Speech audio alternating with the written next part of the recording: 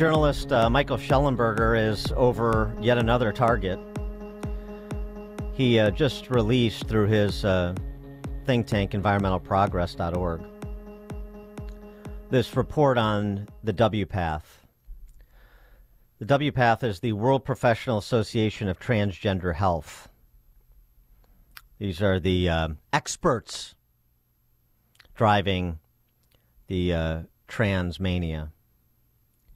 This report that was done by Mia Hughes is most excellent. You can get it again at environmentalprogress.org, detailed. WPATH files reveal the organization does not meet the standards of evidence-based medicine, and members frequently discuss improvising treatments as they go along. Members are fully aware that children and adolescents cannot comprehend the lifelong consequences of quote-unquote gender-affirming care, and in some cases, due to poor health literacy, neither can their parents. Schellenberger, the WPATH files show what is called gender medicine is neither science nor medicine.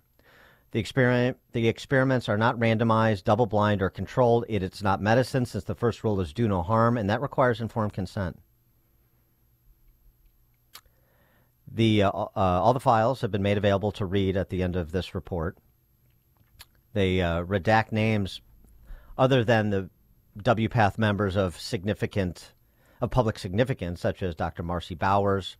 She's an American gynecologist and surgeon who's president of WPATH. And the Canadian pediatric endocrinologist, Dr. Daniel Metzger. Dr. Daniel Metzger. Oh, yeah.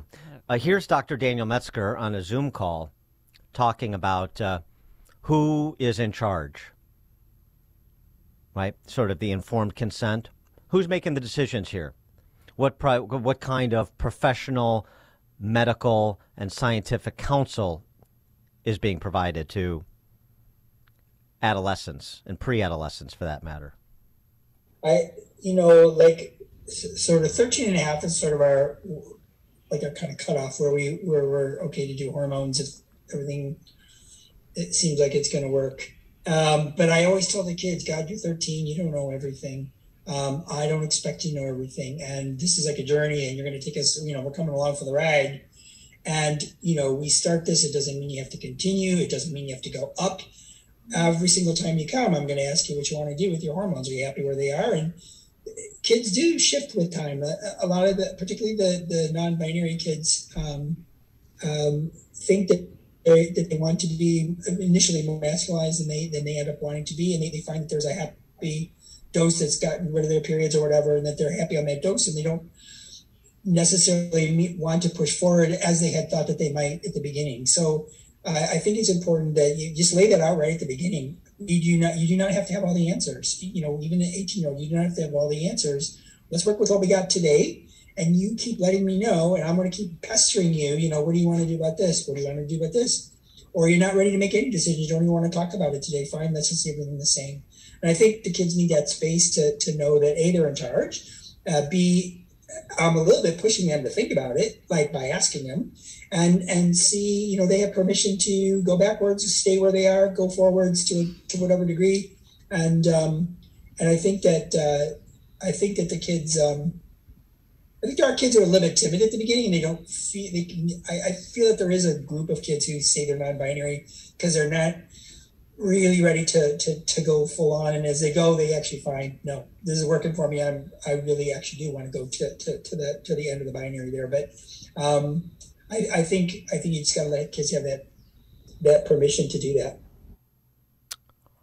The kids are in charge. The medical professionals are along for the ride. They're just there to do Mr. Potato Head with kids' body chemistry. 13-year-old, Daniel Metzger's own words. That's 13 years old. You're in charge.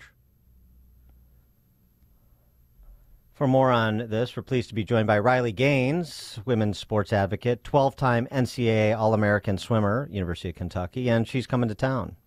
Yes, she is. On March 22nd, Friday night, Belvedere Banquets in Elk Grove. Get your tickets now while supplies last. They're at 560theanswer.com/tickets, 560theanswer.com/tickets. Riley, thanks so much for joining us. Appreciate it.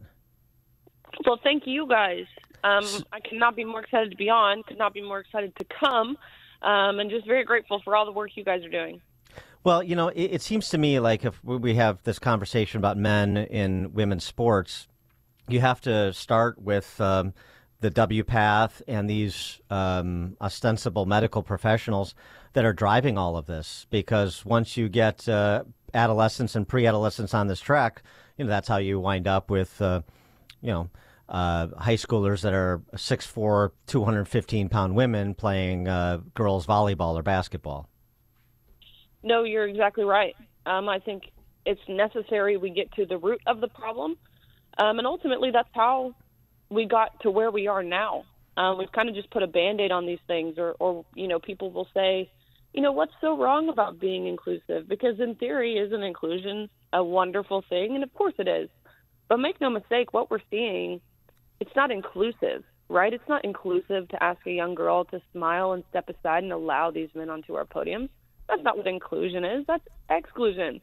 It's exclusive to the very female athletes who Title IX in the women's sporting category was created to protect and honor and uphold and celebrate. So I agree. I think it's necessary, and I would argue that it's urgent that we get to the root of the problem rather than kind of just putting a Band-Aid on it, which is what we have been doing for the past, at least 6 or so years. Haven't you wondered where the liberal feminists are that want to protect women to play in women's sports? I wonder this question daily. It's almost comical. Like, I think it's kind of my initial jerk reaction to laugh. I think partly because this is like a scene out of a South Park episode or a Babylon Bee headline or an SNL skit, honestly. But really, it deserves to be answered. I think of someone like Billie Jean King, right? The woman we essentially have to accredit Title IX to. She played in the Battle of the Sexes, and she won, and it was this huge feat for women, especially women in sports. Now, where is Billie Jean King? She is actively fighting for male inclusion in women's sports and women's spaces. That being said, we do have some pretty great, traditional feminists, right, like Martina Navratilova, who's a wonderful ally. There are some pretty great left-leaning groups who have been pretty strong on this issue. But for the most part, the feminist movement has fallen into one of three categories. One, which is the largest part, is staying entirely silent, which is ironic, right? Two, you have people who, like Billie Jean King, are actively undermining everything they once fought for. Or, for example, the National Women's Law Center. I testified before Congress a couple months ago, and I was sat next to a Democrat witness who is the president of the National Women's Law Center. And in her opening testimony, she said, women should just learn how to lose more gracefully. Oh, my gosh. I know it. And then, of course, the third is feminists who are sticking to their original intent, which is few and far between. When we remember your testimony, we talked about that on the show. You had some fun exchanges with members of Congress there. The NCAA. I know way back when you took out after Charlie Baker, the former Massachusetts governor who's president of the NCAA, and recently we had Dr. William Bach, who was the point person exposing the doping scandal involving Lance Armstrong. Resigned from the board at NCAA, basically saying that these sort of artificial testosterone level standards do not equate to fair competition, and basically, like with the Bach resignation, is there any sort of movement back towards clear lines of demarcation? Here's what I think. I think the NCAA is full of cowards, just like virtually every realm in America, I would argue globally, right? Whether it's our media, whether it's our government, whether it's academia, whether it's corporate America, whether it's even our spiritual leaders, so it seems. This nation is suffering from weak leadership, specifically weak male leadership. And the NCAA is no different than that.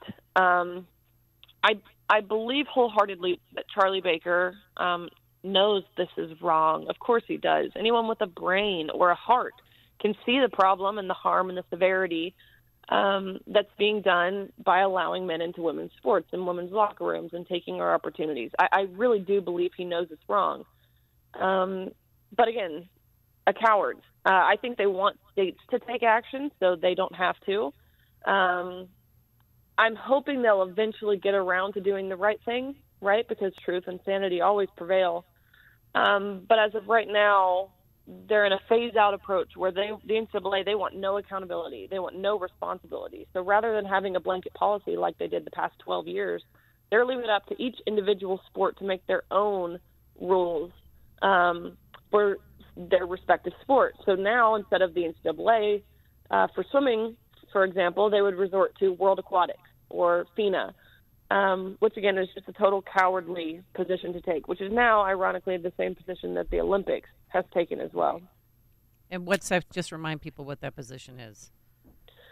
The position is, in swimming, if that's what you're asking, Right. The position in swimming that they've taken is, if you've gone through male puberty, you can't compete with women, which is not a perfect rule by any means, because it's insinuating if you've transitioned by the age of 12, then you can. And, of course, that's not perfect. But, to incentivize anyone under the age of I would say, 25 to transition is entirely criminal. But they prioritize fairness over inclusion, which is a first. It was a bold first step. And now Leah Thomas, formerly Will Thomas, right, is suing World Aquatics because it ruined his chance at going to the Olympics. And so he's not going to be in the Paris 2024 games, but now he's trying to get into the Los Angeles 2028 games, right? I believe so. But it's the FINA, right? They were the first ones really to create a third category. And this has always been what I've said. A third category will not suffice because it's not enough you can't compromise between right and wrong, first and foremost. And they're trying to, but it's not enough to appease someone like Leah Thomas. So he doesn't want to compete unless he's destroying women in the process. So that's always been what I've said about the third category and how ultimately it really wouldn't be successful. What's your interactions 100%. Yeah, I'm sorry. What have your interactions been with Leah Thomas? Like when you were competing against Will? I mean, did you talk to each other? Did you stare him down? What happened? Really, there were no interactions. He wouldn't talk to anyone. He pretty much self-excluded himself. There was another athlete who was trans at this meet. Of course there was, but this was an athlete who, and a lot of people don't understand this, but this was an athlete at the same national championships, right, where we had Leah Thomas, who's a full man identifying as a woman. We were told we fully had to treat this person as a woman. At the same national championships, we had another athlete who was transitioning, but this athlete is a female who now self-identifies as a male. We were told we fully had to treat this person as a man. Wore only a Speedo, nothing covering her top, which is, again, for optics purposes here, it's finals of the 100 freestyle, right? Top 8 swimmers in the entire nation. You've got a man in a women's swimsuit with a bulge standing at 6'4" next to a woman wearing only a Speedo. I'm watching this and I'm like, oh my gosh, it's me. I'm the crazy one. Right. Yes. But they right. really stuck together. They both wrote on their arms, let trans kids play, as if they both weren't playing in the category that best suited them. So there really was minimal interaction. I want to get your reaction to this statement that Veronica Ivy made. This is about a year and a half old now on The Daily Show. But it seems to me that this is the question that we should call. And you should essentially, compel people to answer it, demand that they answer it. Veronica Ivy, who's a man pretending to be a woman who's in cycling, said this on The Daily Show. This issue, people like to say that it's a complicated issue, and I don't actually think it is. I think it's very simple. It all boils down to, do you actually think that trans women and intersex women are real women and are really female or not? And if you do, it's very simple. Just stop policing who counts as a real woman. I agree with him that it's a very simple question. No, they're not real women. So there we go. We answered it. But if everybody was just put on the dime to answer that question, we'd get a lot more clarity a lot more quickly. There is not a lot of things that Ivy and I agree upon, but you're right, this is one of them. Keep in mind, this is a person who said that anyone objects the fact that, or I guess the opinion that trans women are women should die in a grease fire, including myself. Gosh. Yeah, it's So typical. kind and inclusive and tolerant, right? Yeah. But I entirely agree. Like, we need to get back to the basis here and stop pandering and stop, again, wanting to be seen as compassionate or empathetic or kind or inclusive, because, again, what we're doing is not those things. It's not those things to anyone, because we're lying, and that's not what compassion is. Telling the truth, that's what love is.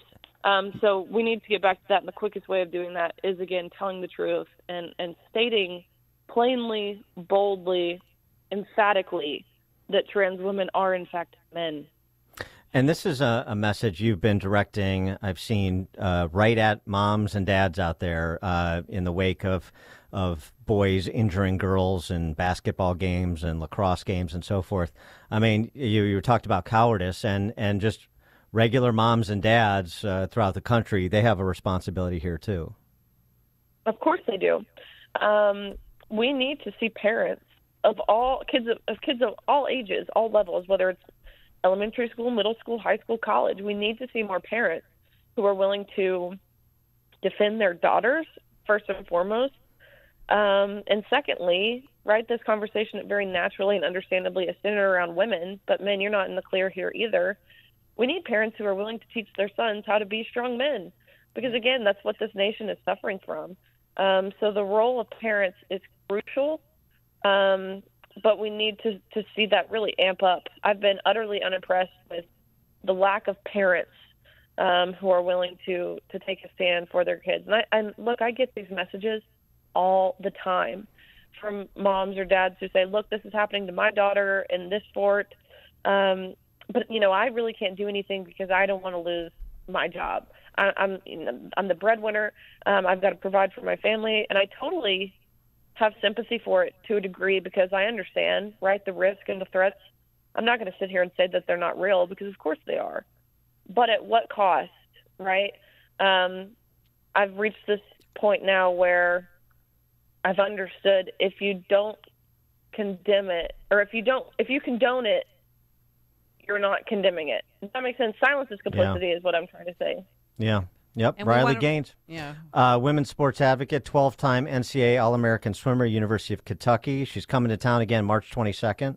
Yeah, and we just want to tell people that if you're a parent or grandparent of a young girl who participates in sports, or a young boy, this is a great opportunity to bring them with you, because they're going to be asking you questions, audience members. And there's also VIP tickets available for a very special meet and greet with Riley Gaines. So you can have an opportunity to meet her and take a picture one-on-one. So buy your tickets today, 560theanswer.com/tickets, 560theanswer.com/tickets, sponsored in part by Blue Star Security and Opum Tax Advocates and attorney Stephen A. Leahy. Riley Gaines, thanks so much for joining us. We'll look forward to seeing you on the 22nd. Appreciate it. Well, thank you guys very much. I'm super excited. Okay, see you soon. And she joined us on our turnkey Pro Answer line. The stories you need to know to start your day. This is Chicago's Morning Answer on AM560 The Answer. In a big city like Chicago, we all know that there are challenges, especially for children. But behind the staggering statistics we often hear about, there are real kids who need support to overcome these barriers. That's what By the Hand Club for Kids is all about. By the Hand Club for Kids is a faith-based, nonprofit organization serving children in some of Chicago's most under-resourced neighborhoods, places like Austin, Englewood, Cabrini,